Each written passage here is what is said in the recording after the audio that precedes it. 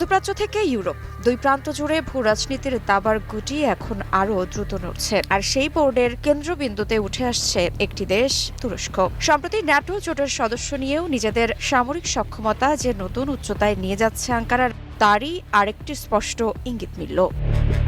তুরস্কের শীর্ষ ক্ষেপণাস্ত্র নির্মাতা প্রতিষ্ঠান রকেটসান এই পরীক্ষাটি পরিচালনা করেছে, আর এর আনুষ্ঠানিক ঘোষণা দিয়েছেন তুরস্কের প্রতিরক্ষা শিল্প সচিবালয়ের প্রধান হালুক ওরগুন। কোনো সংবাদ সম্মেলন নয়, কোনো জাঁকজমক নয়, বরং আঙ্কারার নিজস্ব সোশ্যাল মিডিয়া প্ল্যাটফর্ম এন সোশ্যালে এক কবিতার মতো পোস্টে তিনি খবরটি জানান। তিনি লিখেছেন, এটি একটি নীরব প্রস্তুতি, একটি মুহূর্ত এবং আকাশে আঁকা একটি স্বাক্ষর, একটি সুন্দর দিন আর একটি সফল পরীক্ষা। শব্দগুলো শুধু ঘোষণা নয়, বরং এক বার্তা। বারুদময় ভূরাজনীতির এই সময়ে তুরস্ক যেন জানিয়ে দিল তাদের প্রস্তুতি নীরব, কিন্তু লক্ষ্য অনেক দূরের।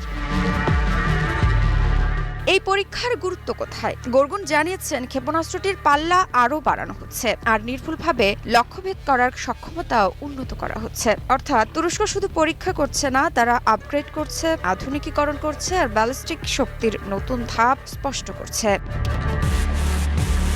এখন প্রশ্ন, এই উন্নয়ন কাকে বার্তা দিচ্ছে? গ্রিস, পূর্ব ভূমধ্যসাগর, ব্ল্যাক সি, এমনকি ন্যাটোর ভেতরেই নিজেদের প্রযুক্তিগত স্বাধীনতার জানান দিচ্ছে তুরস্ক।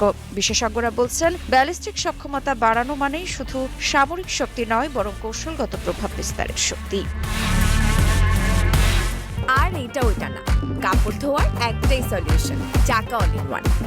তুরস্ক এর আগে 2025 সালের ফেব্রুয়ারিতে তাদের টাইফন স্বল্প পাল্লার ব্যালিস্টিক ক্ষেপণাস্ত্রের সফল পরীক্ষা চালিয়েছিল, যা তখনই অঞ্চলটির সামরিক বিশ্লেষকদের মধ্যে ব্যাপক আলোচনার জন্ম দেয়। রকেটসানের প্রধান মুরাদ ইকিনচিন গত জুলাইয়ে জানিয়েছিল, টাইফন ব্ল্যাক 4 অর্থাৎ টাইফুনের আরও উন্নত সংস্করণের পরীক্ষামূলক উৎক্ষেপণ খুব শীঘ্রই শুরু হবে। এখন এখানকার পরীক্ষাটি সেই ধারাবাহিকতারই অংশ বলে মনে করা হচ্ছে।